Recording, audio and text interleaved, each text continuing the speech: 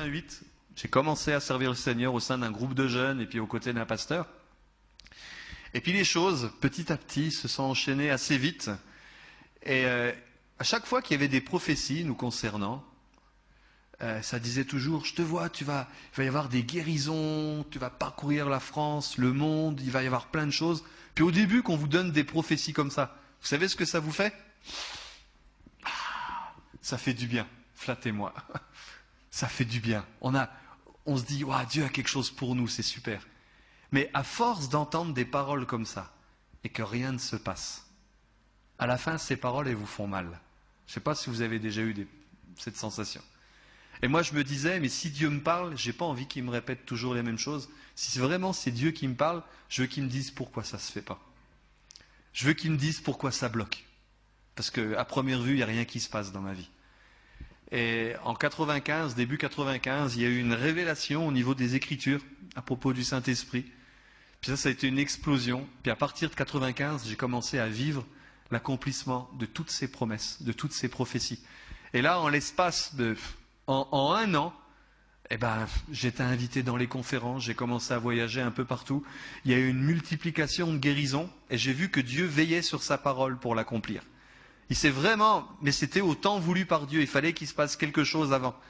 Puis là, tous mes collègues pasteurs ou mes amis disaient « T'es béni! Waouh, il se passe des grandes choses avec toi !» Puis au début, je les croyais. Mais il y avait une insatisfaction. Ma femme pourrait vous le dire régulièrement. Je disais, il fallait que je prenne un temps de jeûne, il fallait que je prenne un temps devant le Seigneur. Je disais à ma femme, elle me disait, mais qu'est-ce que tu fais? Je dis, j'ai envie d'être baptisé dans le Saint-Esprit. Puis à chaque fois, elle me disait, mais tu y es déjà. Puis tout le monde me disait, tu y es déjà. Il y a les dons qui se manifestent, il y a des guérisons, il y a des conversions, tu parles en langue. Je fais, ouais, mais j'ai pas eu l'impression d'avoir le baptême par immersion dans le Saint-Esprit. J'ai eu l'impression d'avoir un baptême par aspersion ou même par infusion.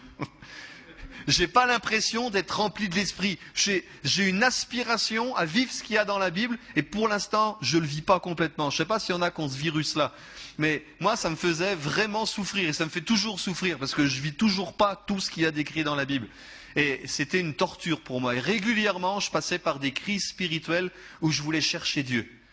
Mais bon, en même temps, il y avait du fruit, il y avait des guérisons, il y avait des conversions. En 95, on a quitté notre région, puis on s'est installé à Poitiers, le Seigneur nous a appelés là-bas, on a démarré une œuvre, puis ça a démarré sur les chapeaux de roue, puis c'était vraiment super. Puis les années se sont suivies, le Seigneur m'a lancé un autre défi, il m'a demandé d'écrire des livres, et puis là aussi on a été étonnés du fruit. Et puis bon, mes amis pasteurs me disaient, t'es vraiment béni de Dieu, il se passe vraiment des grandes choses, waouh. Et puis j'en arrive à ce que je voulais partager ce soir. Là, en quelques minutes, je vous ai parlé de 19 ans de ma vie chrétienne. Mais là, je vais prendre un peu plus de temps maintenant, parce que c'est de ça que je voulais parler. Le 31 décembre 2001, je me mettais à l'écoute du Seigneur pour savoir qu'est-ce qu'il voulait pour l'année 2002.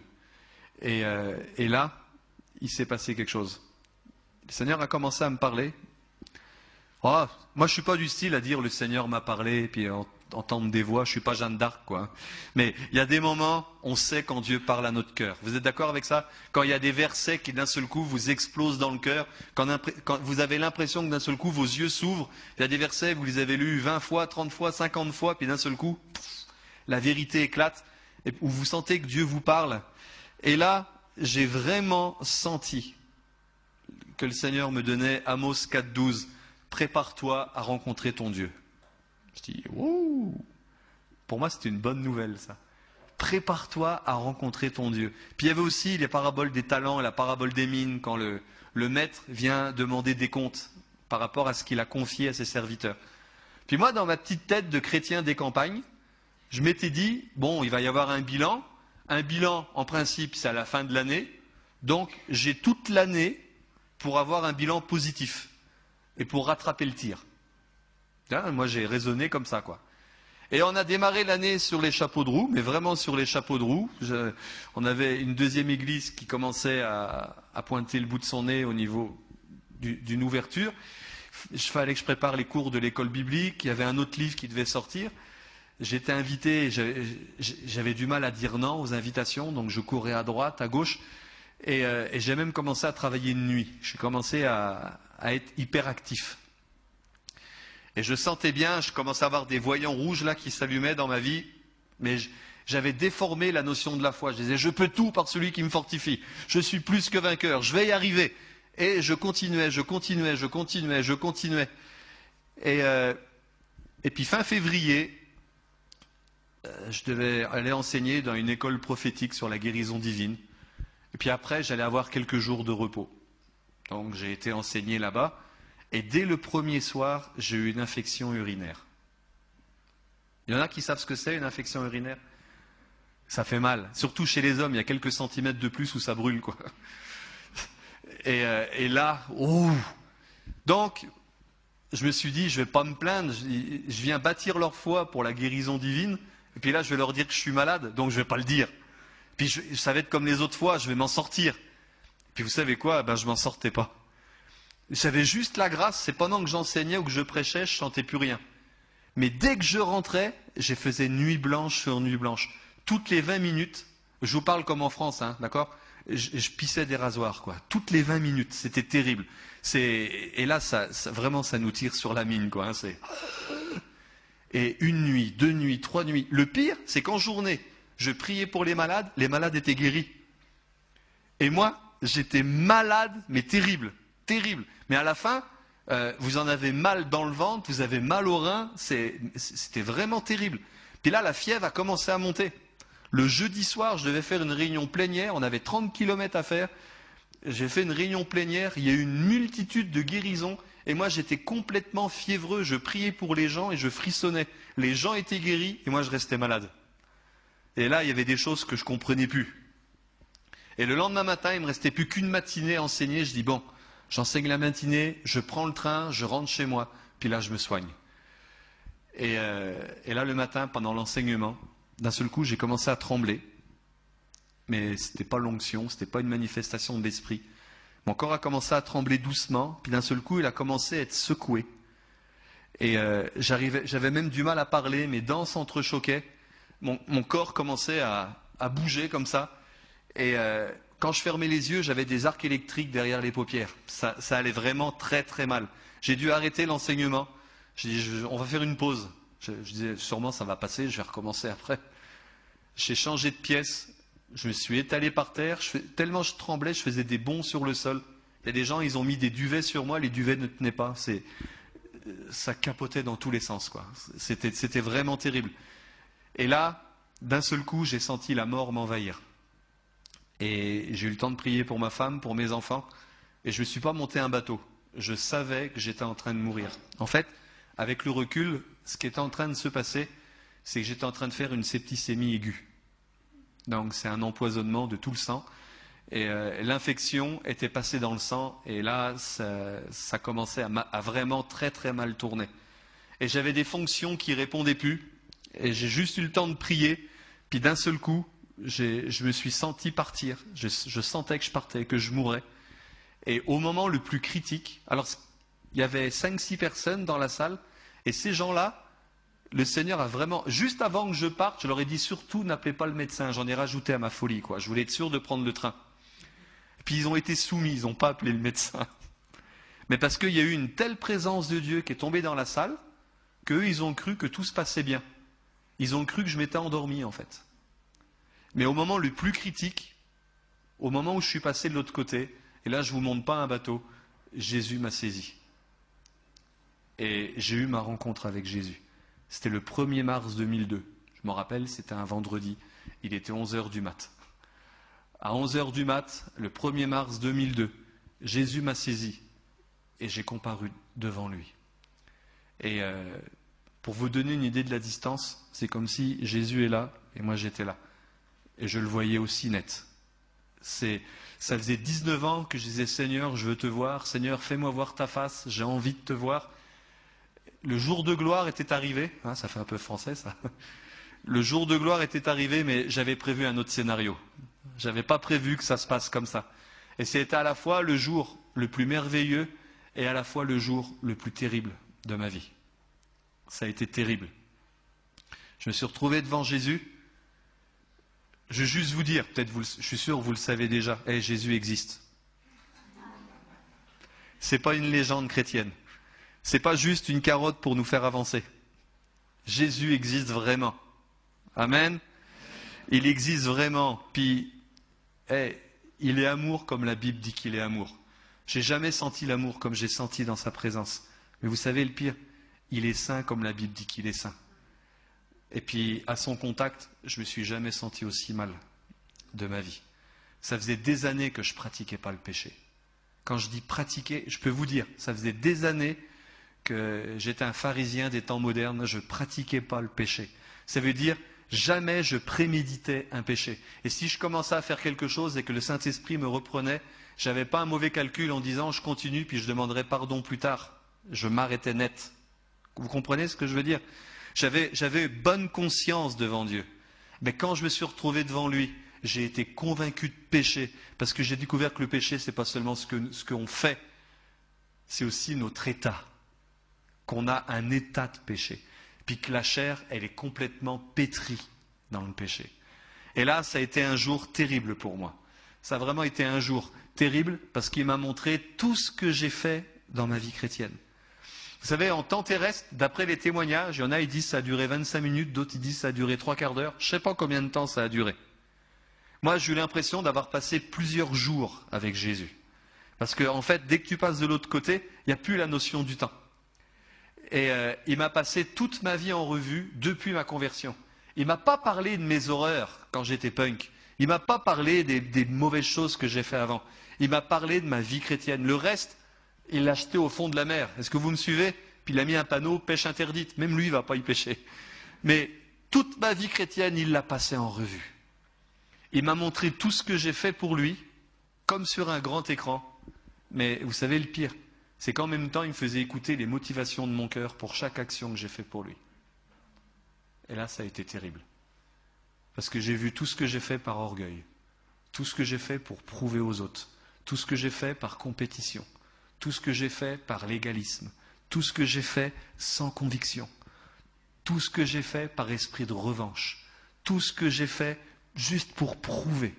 Puis après, il m'a montré aussi tout ce que j'ai loupé, tout ce que j'ai pas fait par paresse, tout ce que j'ai pas fait par crainte des hommes, tout ce que j'ai pas fait à cause de la pression qu'il y avait autour de moi. Eh bien, je peux vous dire, j'étais pas fier de moi. Et il y avait des choses que je me rappelais plus. Au moment où ça revenait, j'ai dit « Oh non !» Puis il y avait des choses que je me rappelais, puis je me disais « Pourvu qu'il s'en rappelle plus. » Eh bien, je vais vous dire, il a rien laissé. Il a rien laissé. Et là, je suis passé à la moulinette. À la moulinette. Ça a été, vous savez, dans la Bible, c'est écrit « Nul ne peut voir sa face et vivre ». Vous savez que c'est écrit, hein? Nul ne peut voir sa face et vivre. Eh bien, j'ai découvert que c'était vrai. C'est terrible. Moi, de l'avoir vu, eh ben, ça m'a tué. Ça a complètement tué ma vision de la vie chrétienne. Ça a tué ma façon de vivre ma vie chrétienne. Ça a tué ma conception. Ça a remis des priorités vraiment à leur place. Ça a été terrible. Il m'a montré qu'il y avait des idoles dans mon cœur. Vous m'auriez dit, vous, que j'avais des idoles, je l'aurais mal pris. Mais là, c'était Jésus. Il m'a montré qu'une des idoles, j'avais l'idole de la puissance. J'avais tellement été malade quand j'étais petit, j'ai toujours voulu être puissant, j'avais fait de la puissance une idole. J'avais fait du service pour Dieu une idole. Je servais plus le service que le Dieu que je servais. Est-ce que vous comprenez ce que je veux dire? Et ça fait mal, hein? Et il m'a montré, et puis il m'en a délivré. Il a extirpé ça. Moi, je n'avais pas l'impression que j'avais des problèmes comme ça. Vous savez, c'est comme si vous avez un caillou dans votre chaussure, vous marchez avec pendant des années, à la fin, vous ne le sentez plus. N'empêche que le jour où on vous enlève le caillou, vous sentez la différence, quoi. Hein. Ça fait vraiment quelque chose, quoi. Hein. Il m'a montré aussi des passages dans la Bible. Par exemple, quand il est écrit... des gens se présenteront devant lui. « N'avons-nous pas fait des miracles en ton nom, prophétisé, chassé des démons ?» Puis Jésus leur dit « Arrière de moi, je ne vous connais pas. » Oh, moi, je n'avais jamais trop compris ce verset-là. Puis là, 1er mars 2002, je me retrouve dans cette troupe-là, quoi. Je pouvais dire devant Dieu, j'ai fait des miracles en ton nom, comme les gars que Jésus parle. Et ils mentaient pas. Jésus leur dit pas que c'est pas vrai. Est-ce que vous comprenez ce que je veux dire? Ils ont vraiment fait des miracles. Ils ont vraiment prophétisé. Ils ont vraiment guéri des malades. Ils ont vraiment chassé des démons. Et pourtant, Jésus, il dit, arrière de moi, je ne vous connais pas. Et là, ça a été un choc pour moi. Parce que je me suis rendu compte que le plus important d'une vie chrétienne, ce n'était pas notre palmarès. Ce n'était pas notre tableau de chasse. Ce n'était pas notre curriculum vitae. Moi, c'était plutôt un curriculum d'homme vidé. C'est pas tout ce que tu peux faire. C'est ce que tu es qui compte. Et puis quand il dit arrière de moi, je ne te connais pas, en fait, ça signifie on n'a pas pris le temps de faire connaissance. Lui, il est l'éternité, mais pas nous. Est-ce que vous comprenez ce que je veux dire? Et le plus important, c'est de le connaître.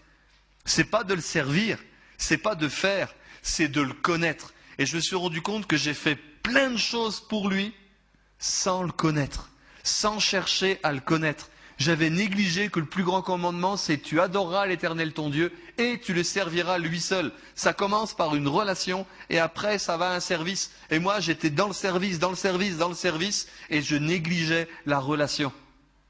Est-ce que vous comprenez ce que je veux dire? Et ça a réformé. Et le mot réforme, vous allez beaucoup l'entendre pendant ces jours-ci. Ça a réformé ma vie chrétienne.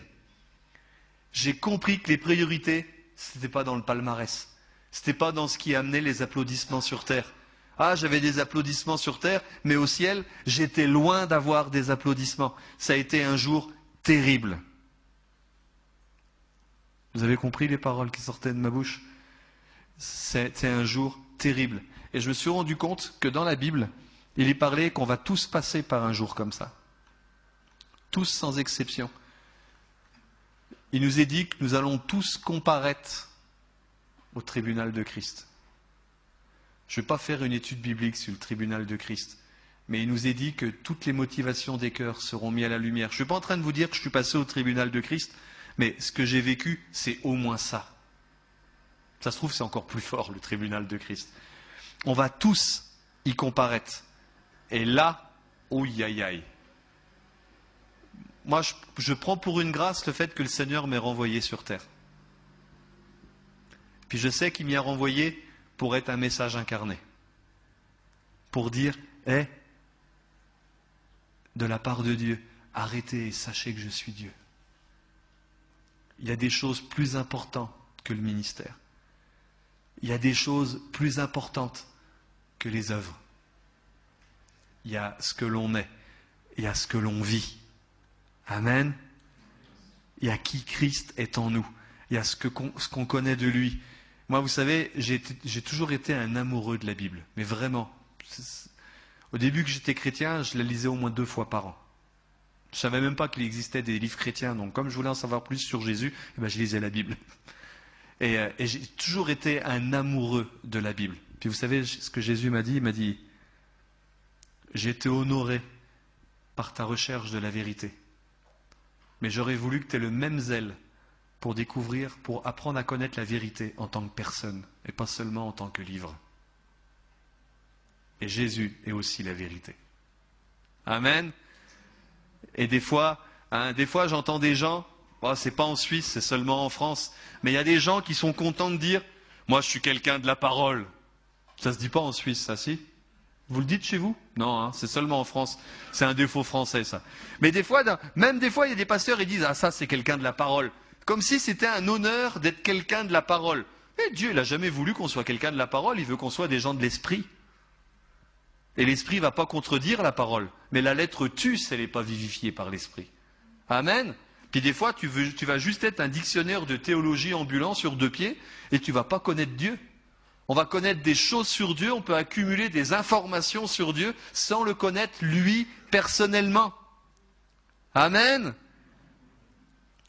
Donc la Bible dit on va tous comparaître au tribunal de Christ. Ce n'est pas seulement ceux qui disent Seigneur, Seigneur. Et dans les versets qui disent qu'on va tous comparaître au tribunal de Christ, il y en a beaucoup dans les Corinthiens. Ça nous dit que chacun prenne garde de la manière dont il bâtit. Et puis il nous est parlé de récompense. Puis, en dehors des couronnes, je suis sûr, vous avez déjà entendu des études bibliques sur les couronnes. les différentes couronnes qu'on peut recevoir. Moi, il y a une récompense dans la Bible qui me fait tout drôle. Elle est dans 1 Corinthiens 4, 5. Il est dit, et ça parle, le contexte, c'est le tribunal de Christ, c'est pourquoi ne jugez de rien avant le temps, jusqu'à ce que vienne le Seigneur, qui mettra en lumière ce qui est caché dans les ténèbres, et qui manifestera les desseins des cœurs. C'est exactement ce qui m'est arrivé. Et regardez la suite. Alors, chacun recevra de Dieu la louange qui lui sera due. Vous avez déjà réfléchi à ce verset-là? Nous, on aime dans notre vie chrétienne louer Dieu. Mais un jour, on va avoir un rendez-vous avec lui où c'est lui qui va nous louer. Vous aviez déjà pensé à ça? C'est ce qu'il y a décrit. Chacun recevra de Dieu, pas des hommes, hein, de Dieu, la louange qui lui sera due. J'ai pas envie de louper ça. Et si Dieu ne m'avait pas donné une seconde chance, j'avais rien du tout. J'ai pas envie de louper ce jour-là. Chacun recevra de Dieu la louange qui lui sera due. Là, heureusement qu'on aura un corps glorifié, sinon on ne supporterait pas. Hein. Vous imaginez, imagine juste 5 minutes Dieu qui te loue. Ça paraît fou, mais c'est biblique, hein. Je ne suis pas un hérétique, là. Je ne suis pas en train de dire une fausse doctrine, c'est écrit dans la Bible. Hein.